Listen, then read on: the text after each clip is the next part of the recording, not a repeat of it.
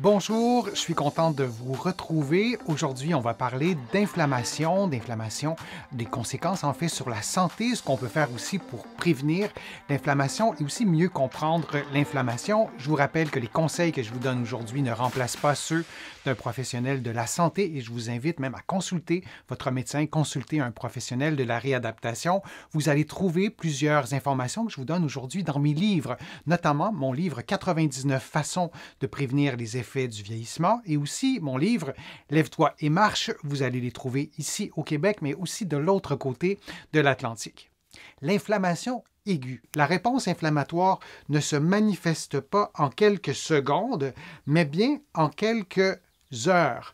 Et donc, lorsqu'on a une blessure, pour donner l'exemple des blessures, si on se blesse au genou, on fait un faux mouvement, on pratique un sport, puis un contact physique avec un autre ou une autre joueur ou joueuse, ben, on aura une déchirure, par exemple, une blessure au niveau du ligament. Si ça enfle tout de suite, si vous voyez une réaction immédiate dans les secondes qui suivent, ce n'est pas de l'inflammation. Dans ce cas-ci, c'est peut-être un saignement, oui, plutôt. Et donc, ça prend beaucoup plus que quelques secondes pour que les processus inflammatoires se manifestent. L'inflammation active des cellules immunitaires et on parle de l'inflammation aiguë. Donc, immunitaire, c'est lié au système immunitaire, mais pas uniquement, qui protège les tissus endommagés, comme je le disais, des bactéries, des virus, des toxines.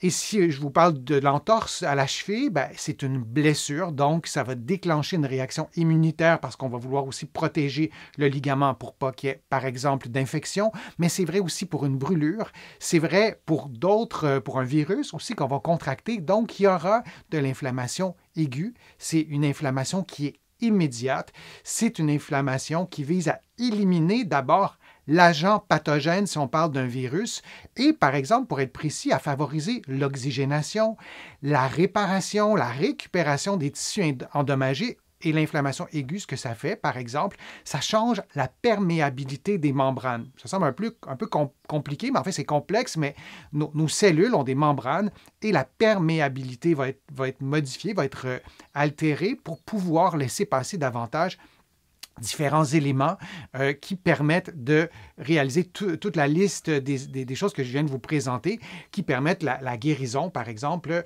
du ligament ou la destruction du virus. Alors, les conseils que je peux vous donner dans un contexte, par exemple, de blessure musculo-squelettique, une entorse, une bursite, une tendinopathie, bon, etc., vous laissez d'abord du temps au processus inflammatoire aigu afin qu'ils accomplissent leur travail. C'est souhaitable, l'inflammation aiguë. On en veut de l'inflammation aiguë, on veut qu'elle puisse faire son travail. Alors, il n'y a pas de logique à prendre, par exemple, des anti-inflammatoires si notre souhait, c'est d'accélérer l'inflammation. Le corps doit faire son travail. Lorsqu'on a de l'inflammation, on a aussi de la douleur qui est liée à l'inflammation elle-même. L'inflammation aiguë dégage des molécules à l'intérieur de notre corps qui, les molécules elles-mêmes peuvent déclencher de la douleur. Lorsqu'on prend des anti-inflammatoires, en général, c'est pour diminuer la douleur. Je reviendrai sur le sujet des anti-inflammatoires. C'est un sujet d'un direct dans son entièreté. Mais on veut d'abord laisser l'inflammation fonctionner, faire son travail. Le chaud ou le froid, quelle option peut diminuer l'inflammation? Et là, la question se porte vraiment sur l'inflammation si on parle de la chaleur. Donc, si on utilise un enveloppement chaud, donc une bouillotte, c'est vraiment préférable d'ajouter une serviette humide, d'abord et avant tout lorsqu'on l'utilise dans un souci thérapeutique. Je vous ai mis une photo du coussin électrique pour vous rappeler que si vous utilisez un appareil comme ça, vous devez avoir une minuterie. J'ai beaucoup de patients qui se sont brûlés. Mes patients qui viennent me voir ont de la douleur. Donc, si la chaleur soulage la douleur, je ne parle pas d'inflammation, de la douleur, et on va être apaisé, on peut s'endormir. Si on est couché sur un coussin électrique, on peut se brûler. Donc, on reste prudent. Est-ce que la chaleur diminue l'inflammation? La réponse, c'est non. La chaleur ne diminue pas l'inflammation. L'inflammation, c'est un processus qui est complexe. On a de l'inflammation aiguë qui est apparue récemment et on ne va pas utiliser la chaleur pour ça. Par contre, si mon genou est enflé, s'il y a de l'inflammation dans mon genou parce que j'ai une blessure sportive, je peux très bien mettre de la chaleur sur mes muscles de la cuisse pour apaiser les muscles qui sont très tendus parce que j'ai de la douleur dans le genou. On peut faire ça. Mais il n'y a aucune utilité d'utiliser la chaleur pour réduire l'inflammation. Maintenant, le froid. Et je vous pose la question, est-ce que le froid diminue l'inflammation? On ne parle pas de la douleur, on parle de l'inflammation. Alors, je suis curieux de lire vos réponses, à savoir est-ce que la glace diminue l'inflammation. Je vous montre une illustration comme ça, mais ça peut être de la glace concassée avec une serviette humide. C'est toujours préférable d'ajouter une serviette humide. Le froid va aller un peu plus en profondeur. Alors, la réponse à ça, c'est non. Le froid, la glace ne change rien à l'inflammation. Et moi, j'aimerais bien que les professionnels de la santé qui prennent position, qui précisent, notamment dans les médias, que la glace diminue l'inflammation, j'aimerais bien voir vos références scientifiques parce qu'à ma connaissance, il n'existe pas de bonnes études.